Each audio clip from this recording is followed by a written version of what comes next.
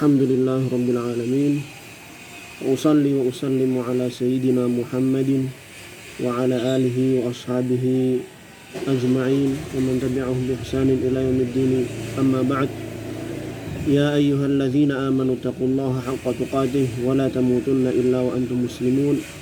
يا أيها الناس اتقوا ربكم الذي خلقكم من نفس واحدة وخلق منها زوجها وبث منهما رجالا كثيرا ونساء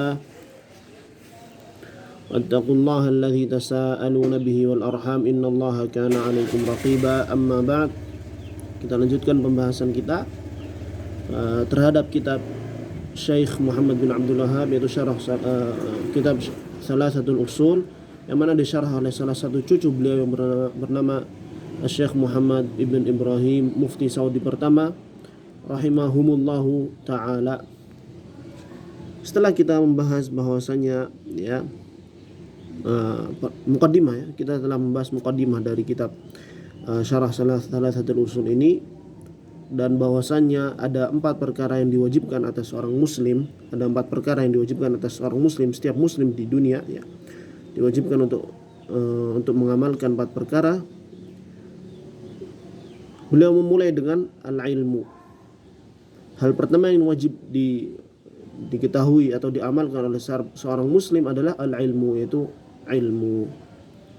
Kemudian apa ilmu yang harus diketahui oleh setiap muslim? Jawabannya adalah wa huwa ma'rifatullah. Pertama adalah ilmu mengenal Allah Subhanahu wa ta'ala.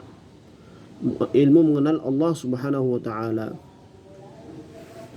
Bagaimana kita mengenal Allah? Kita mengenal Allah dengan wahyu yang Allah turunkan kepada Nabi Muhammad alaihi salatu wassalam, melalui Al-Quran dan juga melalui As-Sunnah, baik itu dari berupa sifat-sifat Allah, tentang perintah-perintah Allah, larangan-larangan yang Allah turunkan, syariat yang Allah turunkan, dan berbagai macamnya. Segala sesuatu yang berkaitan dengan Allah Subhanahu wa ta'ala, kita harus mengetahuinya. Kemudian berikutnya adalah hal kedua dari ilmu yang harus kita ketahui adalah ilmu mengenai Nabi Muhammad sallallahu alaihi wasallam, ma'rifatu nabi. Ilmu mengenal Nabi Muhammad sallallahu alaihi wasallam, mengenal bahwasanya beliau adalah nabi yang Allah utus untuk kita, yang menjadi perantara agar kita mengenal syariat ini, mengenal agama ini, siapakah beliau, kemudian juga siapakah beliau, namanya, nasabnya, sifatnya, secara umum sirah perjalanan kehidupan beliau alaihi assalatu wassalam. Maka mengenal Nabi sallallahu alaihi wasallam adalah sebuah kewajiban. Mengenal Nabi sallallahu alaihi wasallam adalah sebuah kewajiban atas setiap muslim. Setiap muslim harus mengenal nabinya, harus mengenal harus mengenal nabi mereka, Setiap muslim harus mengenal nabi mereka.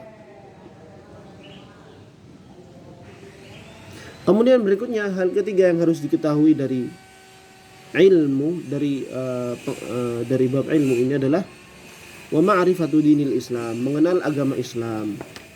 Agama Islam yang mana Allah Subhanahu wa ta'ala turunkan agar kita menjalankan kehidupan ini di atasnya, menjadi syariat yang kita berpatokan, berpedoman dengannya di dalam kehidupan kita, yang mana bahkan kita diciptakan untuk hal tersebut, yaitu untuk Islam. Yang mana ini semua, kemudian Syekh Muhammad bin Abdul Wahhab menjelaskan harus dengan bil adillah, dengan dalil-dalilnya. Jadi kita mengenal ini semua harus di atas cahaya ilmu, bukan cuma sekedar kata orang ini tidak boleh. Kita tidak boleh hanya untuk bagaimana kita mengenal hal-hal tersebut di atas dengan kata orang saja, ini tidak boleh. Kita harus mengenalnya dengan apa yang Allah Subhanahu wa ta'ala turunkan, berupa Al-Quran, apa yang Allah Subhanahu wa ta'ala katakan dalam Al-Quran, ataupun melalui lisan Nabi sallallahu alaihi wasallam dalam sunnahnya. Jadi kita mengenalnya harus dengan bil adillah. Itu dari Al-Quran dan As-Sunnah. Makanya perkara-perkara dasar agama ini tidak boleh kita hanya sekedar katanya-katanya. Makanya ini pentingnya kita menghadiri kajian-kajian ilmu, kita hadir ke kajian para asatidzah yang ada di sekitar kita, asatidzah yang mengaji agama Islam dengan dalil-dalilnya, begitu. Maka itu penting sekali kita untuk menghadiri kajian-kajian mereka, supaya kita mengenal agama Islam ini, mengenal Allah Subhanahu wa taala, mengenal Nabi Muhammad sallallahu alaihi wasallam, dan mengenal agama Islam ini dengan dalil-dalilnya. Mengenal dengan dalil-dalilnya itu dari Al-Qur'an dan Sunnah, sehingga kita beragama bukan cuma sekedar ikut-ikutan, tapi kita beragama benar-benar mengikuti dasar di atas cahaya. Di atas cahaya. Maka taklid dalam bab pokok agama tidak boleh. Taklid dalam bab pokok agama tidak boleh.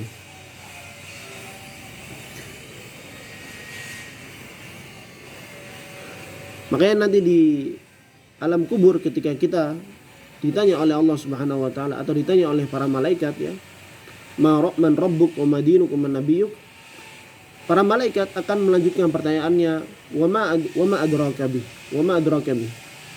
Apa yang membuatmu tahu? Maksudnya dari mana pengetahuan ini semua?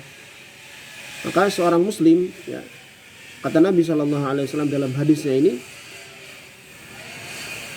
akan menjawab bahwasanya qara'tu kitabullah fasaddaqtuhu amantu bih. Aku membaca kitabullah, aku membaca Al-Qur'an, maka aku benarkan dan aku imani. Aku benarkan dan aku imani. Maka seorang muslim ketika beragama harus berlandaskan di atas dasar yang jelas, di atas cahaya, bukan sekedar ikut-ikutan saja. Bukan sekedar ikut-ikutan kata orang begini, kata orang begitu, maka itu tidak cukup. Kemudian perkara kedua yang harus diamalkan oleh seorang muslim adalah al-amalu bihi.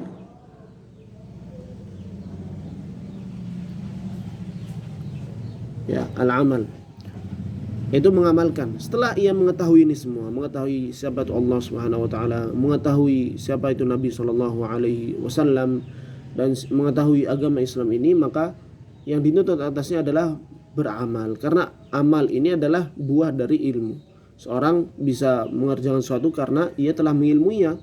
Seorang bisa sholat atau bisa zakat atau puasa karena dia mengilmui tentang agama ini, tentang Allah Subhanahu wa taala, kemudian tentang agama yang Allah turunkan dan seterusnya. Maka tidak mungkin seorang beramal tanpa ilmu. Maka seorang harus berilmu dahulu kemudian baru mengamalkan. Maka kalau sudah berilmu maka harus dia untuk beramal.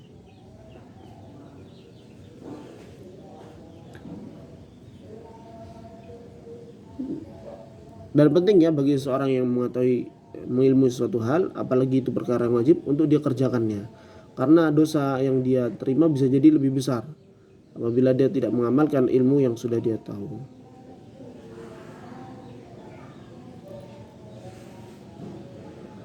Kemudian berikutnya, hal ketiga yang harus dia amalkan adalah mendakwahkannya, mengajarkannya dan mengajak orang lain untuk mengikuti ilmu yang telah dia terima. Ad-da'watu ilaih. Jadi setelah dia mempelajari apa itu Allah, siapa itu Nabi Muhammad sallallahu alaihi wasallam, dan apa itu agama Islam, kemudian dia mengamalkannya juga. Setelah itu semua baru dia mendakwahkannya. Dan ini harus tertib ya, harus urut. Tidak boleh seorang beramal agama Islam atas dasar perkataan orang ini, kata orang itu, kata orang ini, kemudian dia mengamalkannya, kemudian akhirnya dia mendakwahkan apa yang ia tahu sekedar kata orang. Ini nggak boleh. Harusnya dia belajar dengan ayat-ayatnya, dengan hadis-hadisnya, kemudian mengamalkannya, ya. Kemudian dia mendakwahkan apa yang sudah dia ketahui dengan ilmu tersebut. Apa yang dia sudah ketahui itu dengan ilmu tersebut. Dan ini adalah jalannya para nabi. Dakwah ini jalannya para nabi. Banyak orang yang sekedar tahu dan mengamalkan tapi tidak mengajarkan, tidak mendakwahkan. Maka seorang kalau bisa sampai ke derajat mendakwahkan, mengajak orang untuk berilmu dan beramal di atas dasar yang ketahui, maka itu adalah jalan yang bagus. Karena itu meniti jalan para anbiya, para nabi alaihi wassalatu wassalam. Kemudian berikutnya yang keempat adalah as-sabru 'alal adzafi. Setelah dia mendakwahkan, dia untuk dia dapat dia diminta oleh Allah Subhanahu wa taala, ya, dalam dalil yang nanti kita akan sebutkan, untuk bersabar di atas hal tersebut. Karena apa? Karena ketika seorang mendakwahkan sesuatu yang berdasarkan ilmu, berdasarkan dengan cahaya ayat Al-Quran dan Sunnah, maka mesti dia akan dimusuhi, karena kebanyakan orang di atas hawa nafsu. Sehingga apabila dia mengajak kepada jalan kebenaran, maka dia akan dimusuhi. Oleh karenanya wajib atas dia untuk bersabar atas gangguan yang ia terima. Sebagaimana para nabi dahulu ketika mereka mendakwahkan agama Allah, maka ada musuh-musuh di sekitar mereka, yaitu para nabi. Di sekitar mereka ada musuh-musuh di sekitar para nabi, dan itu suatu sunnatullah sudah mesti. Seorang tidak mungkin mendakwahkan kebenaran kecuali akan dimusuhi. Ya, seperti itu. Apa dalil atas 4 dasar ini? Dalilnya adalah surat Al-Asr. Allah Ta'ala berfirman, Bismillahirrahmanirrahim, wal 'asr innal insana lafi khusr illa alladhina amanu wa 'amilus solihati wa tawasaw bil haqqi wa tawasaw bis sabr. Wal 'asr, demi masa, demi waktu, ya. Innal insana lafi khusr, sungguhnya manusia benar-benar dalam kerugian. Seluruh manusia benar-benar dalam kerugian. Illal ladzina amanu, kecuali siapa? Kecuali mereka yang beriman. Illal ladzina amanu, beriman. Wa 'amilus solihat, dan kemudian beramal saleh. Wa tawasaw bil haq, dan yang saling berwasiat dalam kebenaran, mengingatkan dalam kebenaran. Wa tawasaw bis sabr, dan yang saling berwasiat di atas kesabaran. Jadi dari ayat ini kita bisa mengambil pelajaran, ya, bahwasanya seorang manusia apabila dia ingin terlepas dari kesengsaraan, maka dia wajib untuk mengamalkan 4 perkara ini. Illal ladzina amanu, dia harus beriman dulu, dan beriman ini tidak mungkin ada kecuali dengan ilmu. Tidak mungkin ada iman kecuali dengan ilmu. Tidak mungkin dia mengimani suatu hal yang dia tidak ketahui. Maka ini sesuai dengan apa yang dibawakan di awal tadi, yaitu kewajiban seorang manusia adalah yang pertama kali berilmu dahulu. Berilmu dahulu. Setelah dia berilmu, kemudian diimani, diyakini, dijalani, diyakini. Kemudian setelah itu wa'amilus solihat, dan beramal soleh. Tentu beramal soleh di atas iman yang ia yakini. Ini dalil atau ya, dalil untuk dasar kedua, yaitu al-amalus soleh, al-amal. Illal ladzina amanu wa 'amilus solihat wa tawasaw bil haqq, dan saling berwasiat di atas kebenaran. Berwasiat di atas kebenaran ini yang dimaksud adalah dakwah. Yang dimaksud adalah dakwah. Kemudian wa tawasaw bis sabr, dan saling berwasiat di atas kesabaran. Yang dimaksud adalah as-sabru, yang yang tadi kita sebutkan yang terakhir, itu as-sabru 'alal adzafi, bersabar di atas gangguan, karena dia di atas kebenaran. Ini adalah dalil dari 4 hal yang disebutkan oleh Syekh Muhammad bin Abdul Wahhab. Makanya surat ini sangat penting sekali karena mencakup kehidupan seorang muslim, seluruhnya, dari berupa kewajiban dia beriman, beramal soleh, berdakwah, dan bersabar. Karenanya Imam Syafi'i rahimahullah ta'ala mengatakan, "Lau ma anzalallahu hujjatan ala khalqihi illa hadhihi surata lakafathum." Seandainya Allah Subhanahu wa ta'ala tidak menegakkan hujjah di atas makhluknya kecuali dengan surat ini, maka cukup. Maksudnya yang tidak beramal dengan surat ini, maka dia mesti sengsara. Artinya kalau seorang sudah mengamalkan kandungan surat ini, maka dia tidak sengsara. Karena itu maka ayat ini, surat ini sangat penting sekali, bahkan bisa cukup untuk menegakkan hujjah di atas manusia, bahwasanya nanti di akhirat Allah sudah menegakkan hujjah, dan seharusnya seorang mengerjakan atau mengamalkan surat ini. Kemudian Al-Imam Al-Bukhari rahimahullah ta'ala, atau ya Al-Imam Al-Bukhari, Syekh Muhammad bin Abdul Wahhab meneruskan risalahnya dengan menyebutkan ucapan Imam Bukhari. Berkata Imam Al-Bukhari rahimahullah ta'ala, babun al-ilmu qabla al-qawli wal amal.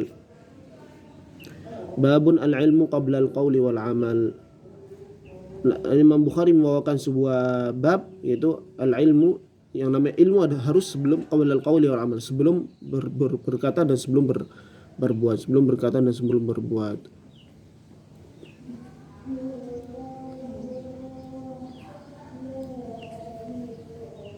Dalil adalah fa'lam annahu la ilaha illallah wastaghfir li dzambika walil mu'minina wal mu'minat. Ketahuilah ini ilmu, bahwasanya tidak tiada ilah selain Allah, dan kemudian beristighfarlah untuk dosamu, Kita cukupkan sampai sini aja. Wassallallahu wasallam ala nabiyina Muhammad walhamdulillahi rabbil alamin.